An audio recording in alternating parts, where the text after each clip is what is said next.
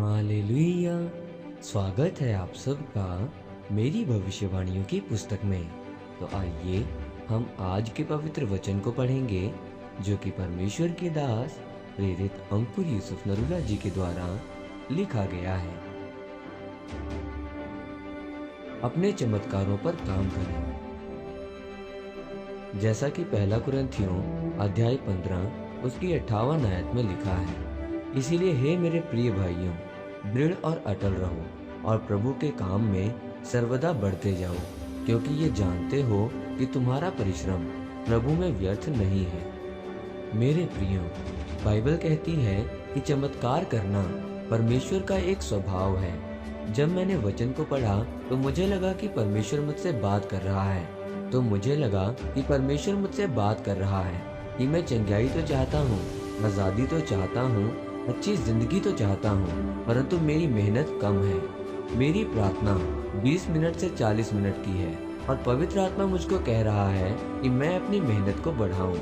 अगर मैं मेहनत करने में बढ़ूंगा, उपवास में बढ़ूंगा, अपनी प्रार्थना में बढ़ूंगा, तो परमेश्वर कहता है कि मुझ में किया गया परिश्रम कभी भी व्यर्थ नहीं जाता।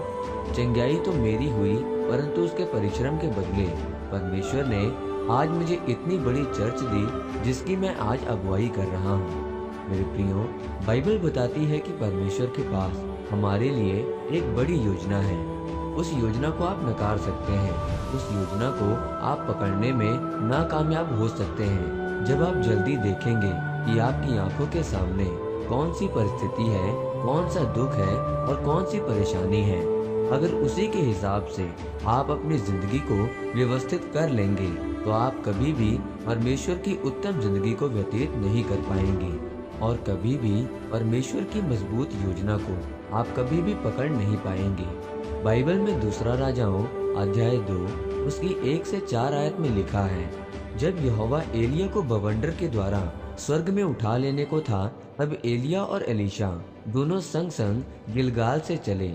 एलिया ने एलीशा से कहा, यहोवा मुझे बेतेल तक भेजता है, इसलिए तू यहीं ठहरा रह। एलीशा ने कहा, यहोवा के और तेरे जीवन की शपथ, मैं तुझे नहीं छोड़ने का। इसीलिए वो बेतेल को चले गए और बेतेलवासी भविष्यद्वक्ताओं के चेले एलीशा के पास आकर कहने लगे, क्या तुझे मालूम है कि आज यहोवा तेरे स्वामी को तेरे ऊपर से उठा लेने पर है? उसने कहा, हाँ मुझे मालूम है, तुम चुप रहो।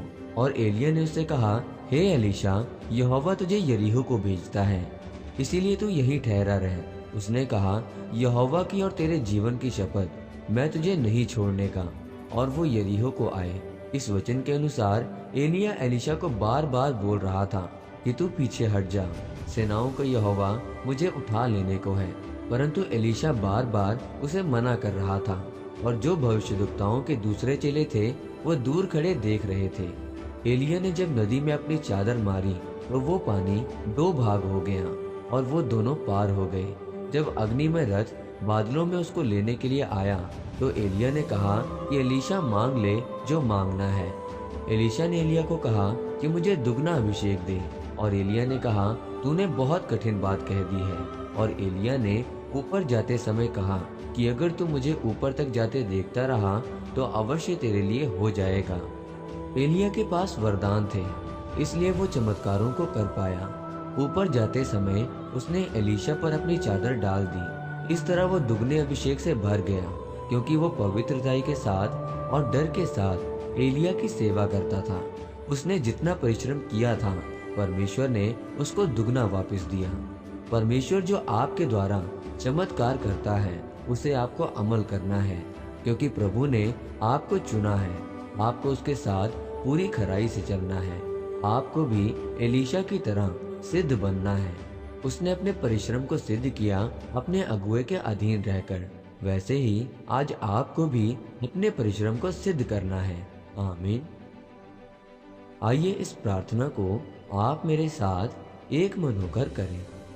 सर्वशक्तिमान परमेश्वर, इस वचन के लिए मैं आपका धन्यवाद करता हूँ। मैं प्रार्थना करता हूँ कि आपने जो मेरी जिंदगी में चमत्कार किए उनको मैं कभी भी भूल ना सकूं, और आपके वचन, प्रार्थना और उपवास में हमेशा लगा रहूंगा। प्रभु यीशु मसीह के नाम में, आमीन। परमेश्वर आप सबको आज के वचन के ऊपर मनन करने के द्वारा आशीषित करें। आमीन।